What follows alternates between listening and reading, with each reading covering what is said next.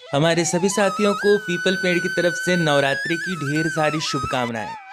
दोस्तों, आज नवरात्रि का चौथा दिन है।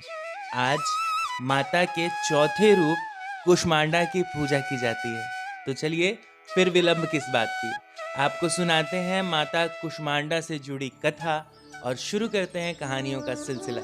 लेकिन उससे पहले आपसे निवेदन है कि आप इस चैनल को तुरंत सब्सक्राइब कर लें ताकि माँ दुर्गा की कृपा आप पर सदैव ही बरसती रहे।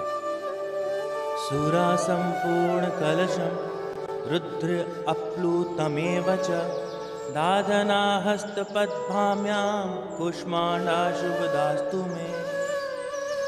नवरात्रि के चौथे दिन देवी को कुष्मांडा के रूप में पूजा जाता है। अपनी मंद हल्की हंसी के द्वारा अंड यानी ब्रह्मांड को उत्पन्न करने के कारण इस देवी का नाम कुष्मांडा पड़ा है। ऐसा कहते हैं कि जब यह सृष्टि नहीं थी, चारों तरफ अंधकार ही अंधकार था, तब इसी देवी ने अपने ईशत हास्य यानी मुस्कान से ब्रह्मांड की रचना की थी। इसीलिए इसे सृष्टि की आदि स्वरूपा या आदि शक्ति कहा जाता है। ऐसा कहते हैं कि यही देवी सूर्य को अपना तेज देती है।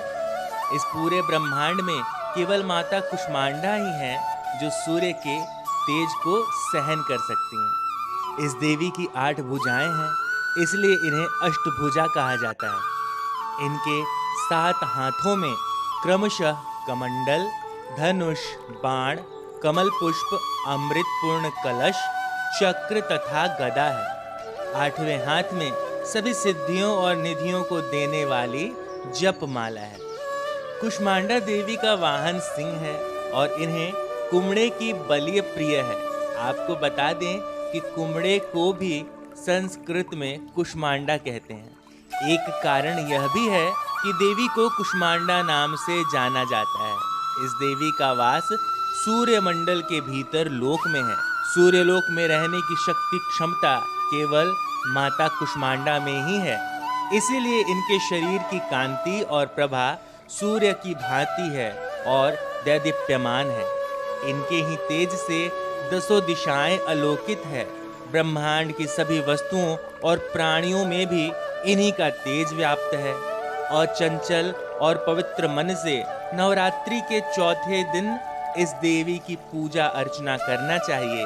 इससे भक्तों के रोगों और शोकों का नाश होता है तथा इससे आयु, यश, बल, आरोग्य की प्राप्ति होती है। ये देवी अत्यल्प सेवा और भक्ति से ही प्रसन्न होकर आशीर्वाद देती है। सच्चे मन से पूजा करने वाले को सुगमता से परम पद प्राप्त होता है। विधि विधान से पूजा करने पर भक्त को कम समय में ही कृपा का सूक्ष्म भाव अनुभव होने लगता है। ये देवी आधियों व्याधियों से मुक्त करती हैं और उसे सुख समृद्धि प्रदान करती हैं। अंततः इस देवी की उपासना में भक्तों को सदैव तत्पर रहना चाहिए। तो दोस्तों, यहाँ समाप्त होती है माता के चौथे स्वरूप कुष्मांडा से संबंधित जानकारियाँ और उनकी कथा। यह जानकारी आपको अगर अच्छी लगी हो तो इस वीडियो को अपने दोस्तों व परिवार के साथ साझा करें। वीडियो से संबंधित आपके मन में कोई सवाल हो तो उसे कमेंट बॉक्स में लिखें। हाँ, इस नेक कार्य में अगर आप किसी भी तरह से हमारी मदद करना चाहते हो तो स्क्रीन पर दिए गए नंबर पर आप अपनी आर्थिक सहायता हम तक भेज सकते हैं। अब अगले वीडियो तक के लिए दीजिए हमें इजाज़त। हमारे सभी साथियों को हरे कृष्णा।